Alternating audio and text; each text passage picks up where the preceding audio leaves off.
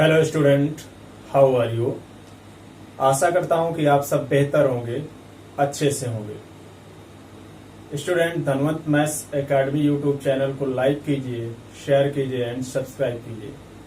इसके पहले हम लोगों ने बीएससी सेकेंड ईयर मैथमेटिक्स के टॉपिक्स को पढ़ रहे थे।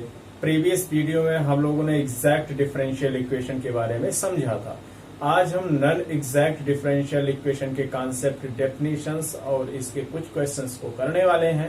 तो अगर हम नॉन एग्जैक्ट डिफरेंशियल इक्वेशन को समझना चाहें कि what is the non exact differential equation, अथवा इसी को इंटीग्रेटिंग फैक्टर का नाम दे देते हैं, तो कंडीशन क्या होता है कि नॉन एग्जैक्ट डिफरेंशियल इक्वेशन की those equation which is in the form of m dx plus n dy equal to 0 is not in exact. अगर एग्जैक्ट नहीं है तो उसको तो हमको एग्जैक्ट बनाना ही है, और एग्जैक्ट बनाने के लिए हम किसी ना किसी मल्टीप्लायर को ढूंढते हैं।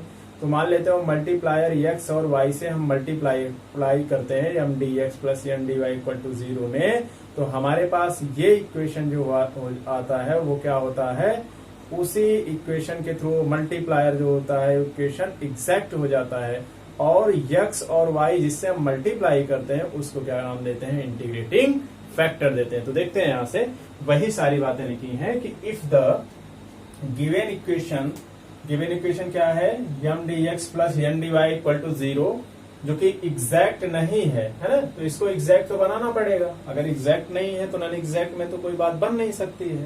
तो हमको एग्जैक्ट बनाना है तो उसके लिए हम मल्टीप्लायर ढूंढते हैं।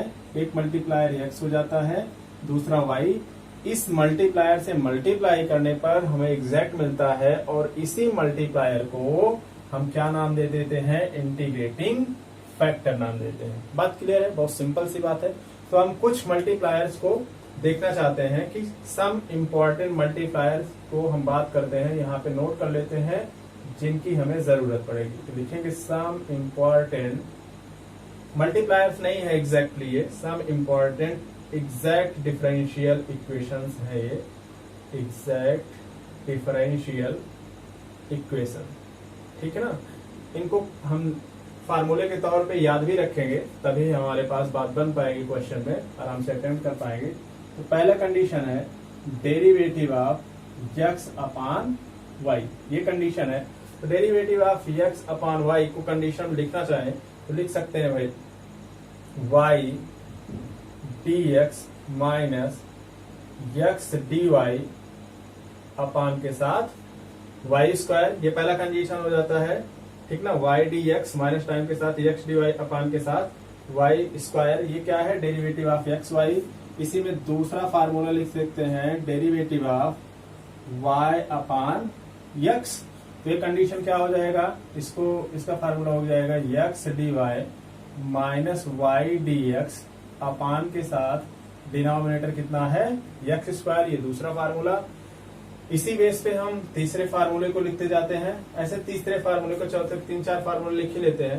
तो तीसरे फार्मूले को लिखेंगे, मान लेते हैं derivative of tan invert y by x, इसका जो फार्मूला होने वाला है वो आ जाएगा x dy minus y dx अपान के साथ x square plus y square, ठीक ना।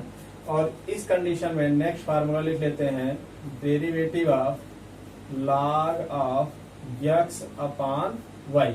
tan invert y upon x क्या है, x dy minus y dx upon x square plus y square. तो डेरिवेटिव ऑफ नेक्स्ट फार्मूला है log x अपॉन y है, तो इसका फार्मूला लिख लेते हैं y dx minus x dy upon के साथ x y। और नेक्स्ट में फिफ्थ फार्मूला लिख लेते हैं डेरिवेटिव ऑफ log टाइम के साथ y अपॉन x, इसका फार्मूला हो जाएगा x dy माइनस टाइम के साथ y dx अपॉन के साथ x y। तो ये हमारे पास 5 फार्मूले हैं कि कॉम्पैक्ट, इसका एक्सपेंशन है ये, या कहीं पर इस तरीके से हमारे पास क्वेश्चन डिफरेंशियल इक्वेशन हो जाता है तो हम इसको कॉम्पैक्ट फॉर्म में d of y upon x लिख सकते हैं, d of x upon y. तो सारे कॉम्पैक्ट को, एक्सपेंशन को कॉम्पैक्ट फॉर्म में लिखा जा सकता है। तो इधर लिख देते हैं 6th क्वेश्चन या 6th प्रॉपर्टी में लिख लेते हैं, यहीं पे देख लेते हैं अगर दिखाई दे रहा है तो 6 में derivative of x y equal to आ जाएगा y d x plus time के साथ वैल्यू कितना हो जाएगा एक्स डी वाई, ठीक ना। और नेक्स्ट में यहाँ से सेवंथ फार्मूला लिख लेते हैं, डेरिवेटिव ऑफ ये पैकेट यक्स अपान के साथ या यक्स स्क्वायर अपान वाई, ये आ जाएगा यक्स, या ऐसे लिखो इसको 2 टाइम के साथ यक्स वाई और d x minus x square d y upon के साथ वाई है तो वाई स्क्वायर हो जाएगा। समझ पा रहे हो, यहाँ से इसको यक्स स्क्वायर और ये क्या हो जाएगा डी वाई। ये 7th फार्मूला है, सब कॉम्पैक्ट फॉर्म में इसकी जरूरत पड़ने वाली है, लिखते जाएंगे। 8th फार्मूले में इसी तरीके से 8th फार्मूले में लिखेंगे derivative of y square upon x, इसको लिख सकते हैं 2xy D y minus time के साथ वाई स्क्वायर डी एक्स। बहुत आसान है, फार्मूले देखेंगे यक्स स्क्वायर आ जाएगा, राइट।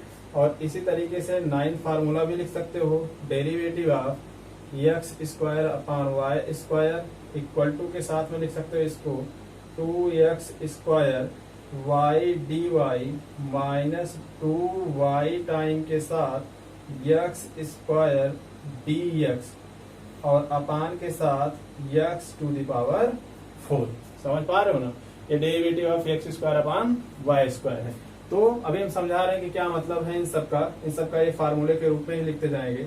नेक्स्ट में आप 10th फार्मूले को लिख लो, derivative of x square upon के साथ, या एक्स स्क्वायर तो हो गया है, एक्सपोनेंशियल की फॉर्म लिख लो, एक्सपोनेंशियल यक्स अपान के साथ y equal to y exponential x d x minus exponential x d y upon के साथ वाई स्क्वायर। और नेक्स्ट में 11th नंबर फार्मूला लिख सकते हो, डेरिवेटिव ऑफ ब्रैकेट में हो जाएगा log of x square plus y square equal to 2x d x plus time के साथ 2y डी वाई अपान के साथ x square plus y square. इसी तरीके से फार्मूले हम कॉम्पैक्ट फॉर्म में लिखते जाएंगे, बहुत सिंपल है, इसमें कुछ समझने वाली बात नहीं है। तो एक बार रिमाइंड करते हैं, 10-11 फार्मूले देख लेते हैं। कहने का मतलब है कि हमारे पास कोई फंक्शन अगर इस तरीके से है, कोई इक्वेशन डिफरेंशियल और एग्जैक्ट नहीं है, तो पहला काम करेंगे कि एग्जैक्ट नहीं है, नॉन एग्जैक्ट होगा, नॉन एग्जैक्ट को हम एग्जैक्ट में बनाएंगे, किसी ना किसी मल्टीप्लायर को ढूंढेंगे, मल्टीप्लायर करने पर अगर एग्जैक्ट बन जाता है तब तो ठीक है, नहीं एग्जैक्ट बनता तो डिवाइड करेंगे किसी फैक्टर से और एग्जैक्ट बन जाएगा। और एग्जैक्ट बनने पर अगर कहीं पे हमको ये बात मिल जाता है, मान लो y d x minus x d y divide या मल्टीप्लाई करने पर मिल जाता है, तो हम उसको कॉम्पैक्ट फॉर्म में इसके स्थान पर क्या लिख देंगे, डेरिवेटिव ऑफ एक्स वाई। या कहीं पर ये मिल जाता है तो सुटेबिलिटी के हिसाब से हम इसको लिखेंगे y d x minus x divide upon y square. तो इसी तरीके से दूसरा फार्मूला, तीसरा, चौथा और अप टू 11 फार्मूले तक हमने लिखा है। क्या करेंगे, इसको pause the video and note it down और इसका स्क्रीनशॉट ले लो। हम 1 मिनट के लिए यहाँ से क्या करते हैं, हट जाते हैं, इसका आप लोग स्क्रीनशॉट ले लो, ठीक है।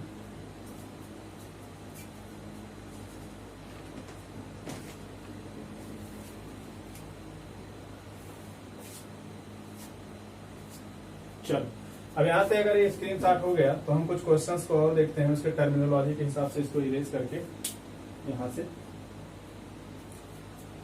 इसको हटा देते हैं। और यहाँ पर कुछ इसके इम्पोर्टेंट मेथड को देखते हैं, नॉन एग्जैक्ट डिफरेंशियल इक्वेशन के, और कुछ क्वेश्चंस देख लेते हैं, क्योंकि कल हम लोगों ने एग्जैक्ट डिफरेंशियल इक्वेशन को तो पढ़ा ही था, ठीक है। तो इसमें देखते हैं नॉन एग्जैक्ट डिफरेंशियल इक्वेशन में कुछ मेथडोलॉजीज हैं, कुछ मेथड्स हैं, उनको समझते हैं। मेथड नंबर फर्स्ट है, यहीं से देखते हैं मेथड नंबर, या यहां से देख लो मेथड फर्स्ट। पहला मेथड देखते हैं, पहला मेथड क्या है नॉन एग्जैक्ट डिफरेंशियल इक्वेशन के लिए, उसको देखते हैं। इसमें देख लेते हैं, इफ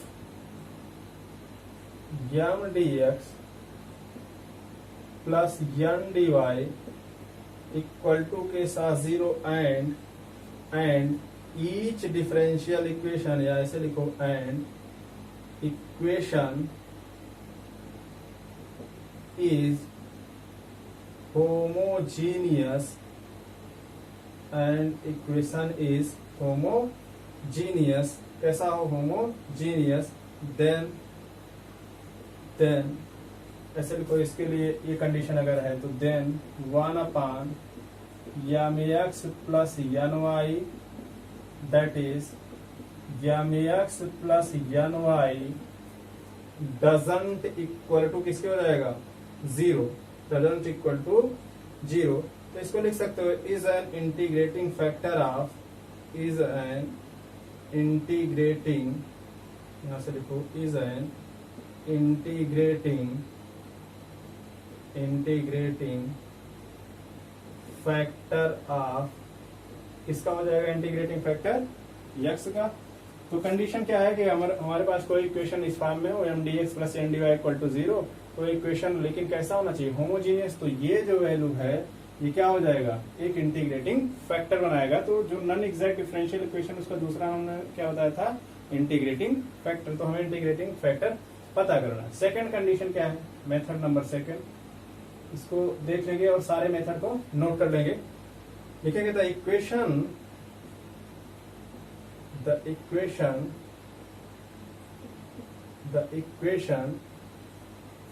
यहां से इसको इक्वेशन सही से लिखते हैं थोड़ा सा। द इक्वेशन, कैसा इक्वेशन हो जाएगा, equation in the form of कैसा, equation m d x plus m d y equal to 0 is in the